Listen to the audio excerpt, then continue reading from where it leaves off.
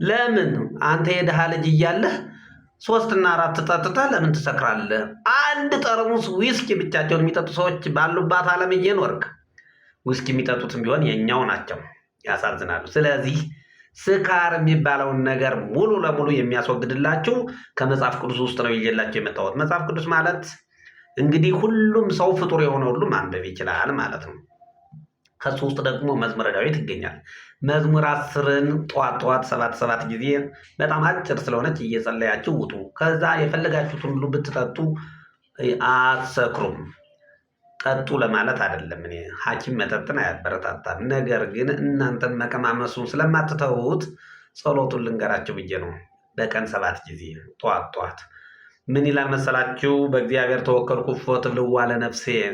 እኔ በእግዚአብሔር አምኛለሁ፣ ነፍሴን ምን አድርጌ ነው የምትሏት? አአይን ውስጥ አድባር ከመኦፍ ይላል።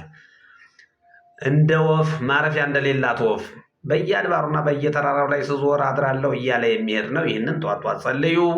ለሚሰክሩት ነገርም ለሚያሰክራቸው አልኮልም ለሚያሰክራቸው ጓደኞቻችሁ ሸር አድርጉላቸው እንዲደርሳቸው።